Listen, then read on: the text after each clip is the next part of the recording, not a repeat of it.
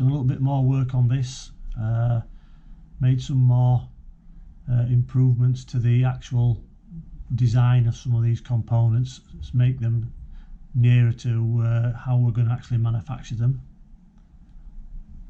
So we'll start off with the kitchen unit. As you can see there, we've put some drawers in and some doors on, and a fridge unit in there.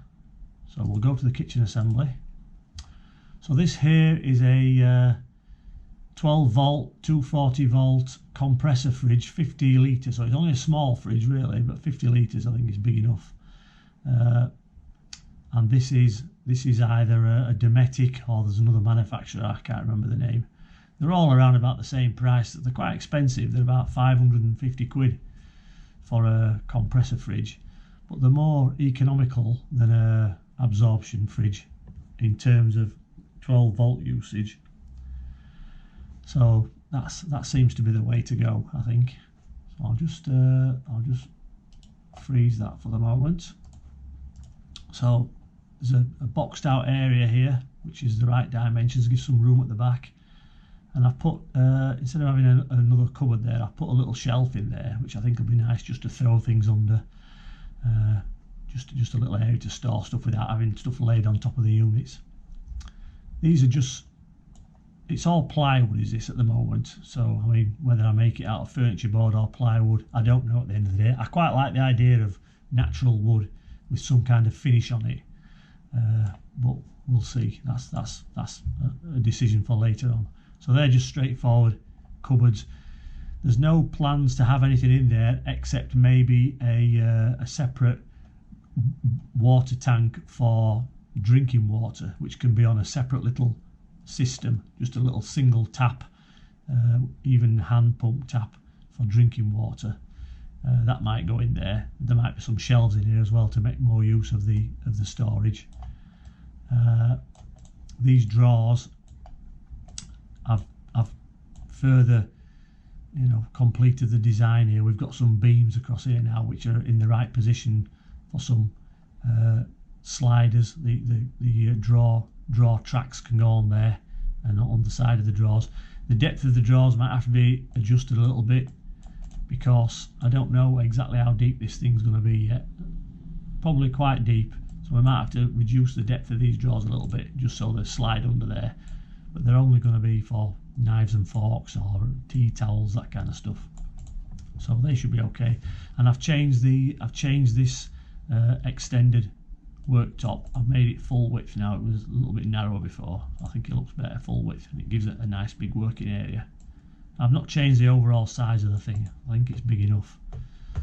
So just make the fridge visible again. You can have the hinges on either side of these fridges, so I think we'll have the hinges on this side here so that the door swings open that way, which makes it easy to get into. So I think that's pretty close to where we'll be final.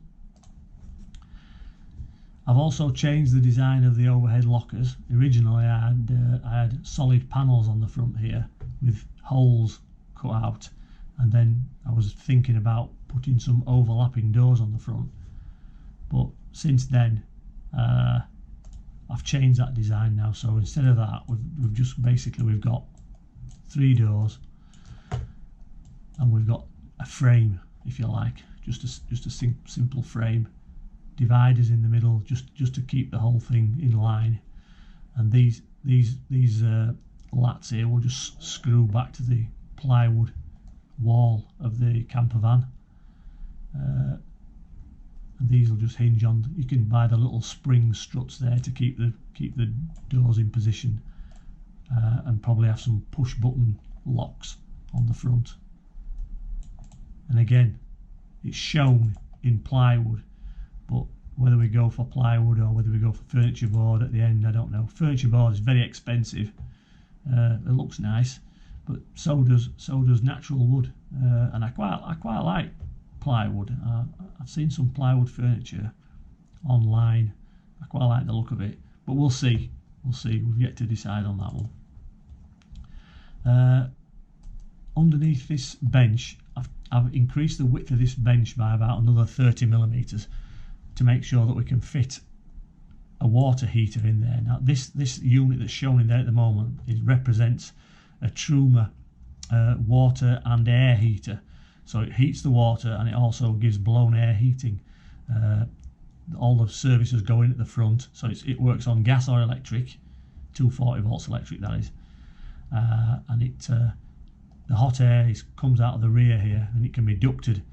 So it can be ducted out of a vent here to warm up this area, and there'll be some kind of a little tunnel in this bathroom area here, so it can be ducted into the bathroom and also through the bathroom and out through here into the back area. So you're going to get warm blown air heating either on 240 or gas throughout the van. So that's quite a useful unit.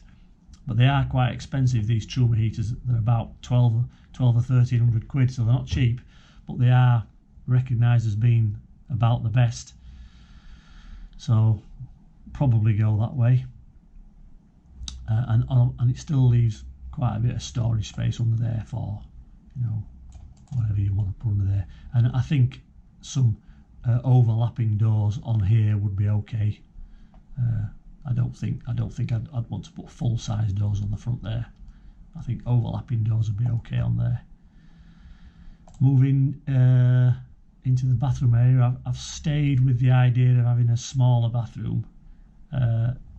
I'm still not certain whether to make it into a shower room. It would be easy enough to do, I think. I mean, once you've constructed the walls, all you need to do is bond on some white PVC sheeting, which is readily available, and seal the corners. You can then put a shower unit in there, so you could have a shower. There's going to be some kind of a folding basin in there, I think, and a cabinet with a mirror on, something like that, or a cabinet with a mirror there, whatever, whichever way it goes. Probably the mirror probably on that side, if there's going to be a shower head will be at that side.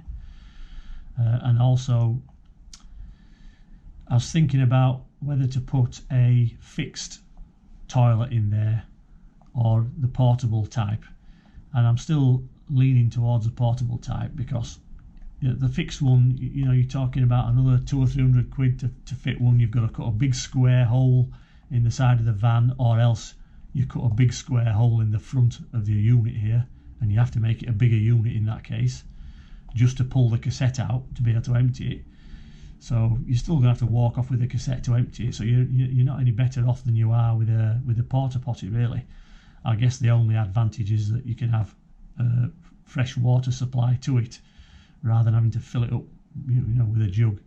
But again, it's not a problem. And a movable porta potty means that you can lift it out of there. If you do decide to turn this into a shower, you can just lift the toilet out, go in there and have a shower, and when you're finished, put the toilet back in. But I don't think you'll be using a shower very often, because most of the time you're going to be on a campsite. I don't envisage us doing any or an awful lot of wild camping. Although if you go to motorbike rallies, that kind of thing, you know, then obviously you're out in the open there with no electric hookup, so you know you might need a shower, but I doubt it.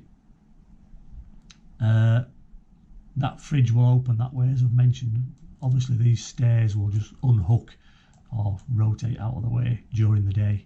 They're only going to be there in that position on the night time, and there's going to be a door on there, an overlapping door, so that remains the same. So I've made some changes to the garage design. So if we go to the garage, all I've done is basically I've put some extra wood in there just to strengthen it up. The original idea was that these 3 plywood uprights would take the weight of the bed along that beam there and a beam there, and I think they probably still would. But what I've done is I put some wood, some timber battens that go from the floor up to the shelves, and then from the shelf up to the next shelf, and then at the front here they go from that shelf up to the beam. So all the weight of the bed is directed straight through these vertical beams, straight down to the floor. So that's going to be plenty strong enough. And by the time you've screwed on this front panel here as well, this whole structure is going to be very rigid. So that's not going to be going anywhere. I'll still stick with the idea of the hinged bed and the little props, there'll be some little props, probably just separate pieces of bar that just hold that up, just so that you can wheel a motorcycle under there. Probably put some kind of a front wheel brace in that area there. I don't think it'd be permanently fixed though, because it'd be in the way of the door, but sort something out. And there'll be tie down hooks on the floor in the original van, so that'll be okay for storing motorcycles. And if you're not putting a motorcycle in there, there's going to be a huge amount of room, and in actual fact there'll be enough room there to have another double bed. Put a mattress down there and have another double bed, and you could have that as a sort of a garage cum spare bedroom if you wanted. So I've started to think about where the services might go, what kind of services we're going to have. So we've got a water tank here, and in this area here there'll be, obviously you can't put anything underneath here, because what you can't see at the moment is the wheel arches of the van are under there, so you can't fit anything in there. But there'll be there's a water tank here, there'll be a water pump and a pressure accumulator fit in there, and then your water can come straight through this wall here, straight through the bulkhead and straight into the kitchen, straight to the tap. And also it's going to have to run along the floor here and through the bathroom and into the heater to be warmed up, and then back again to go to the taps. So whichever way you do it, you're going to have quite a fair run of water pipes there. There's no other way of doing it. You couldn't put the Truma in here, I don't think. There's no way that's going to fit in there. So I think that's a fairly common layout as well, so I think that's probably the way to go. The electrical system and electrical controls are going to go at this side, so I've got two batteries here. There'll be enough room in here for some kind of a consumer unit, and then for the distribution circuit board, you know, the fuse board and so on. Plenty of room in there for that kind of stuff. The idea is to have a couple of solar panels on the roof to charge these, and a charging unit to charge those, and then also to have 240 volt hookup and have a separate battery charger just for charging these up when you're on site. But when you're off grid, you've got the solar panels to keep these charged up, and there's not going to be a massive amount of usage of electric in this van. Even the fridge, compressor fridge on 12 volts, quite economical, so that should be okay. And then finally we've got the gas here. This will be an 11 kilogram refillable LPG tank. It'll be either boxed in there, or you can buy a steel box for it that'll fit in there, or you can make your own box. There'll be a vent there to vent straight down just in case there's any leakage, and then the gas will be a continuous gas pipe along here through this bulkhead and into the kitchen. It might even go through the back of that shelf there with a little gas tap there, which would be quite convenient to get to, or you could have it in the back of the cupboard there. Either way, there'd also need to be a gas pipe, a continuous gas pipe running along this floor through this tunnel and into the heater here as well to provide the gas for that. So, you know, on whichever site you pick, you're still going to have to do some routing of water pipes and gas pipes. So I think that layout is fairly good. I think we're pretty close to a layout now. So the next thing to do is to work on exactly what kind of electrical system we're going to have, work on a wiring diagram, start to put a budget together for all this stuff, buy a van, and then see where we go from there. But overall, I'm fairly happy with that layout. I think that's a reasonable layout, and it's not too difficult, I don't think. I know it's easy to do it in 3D, but I think at the end of the day that layout is fairly good. I'm quite happy with that.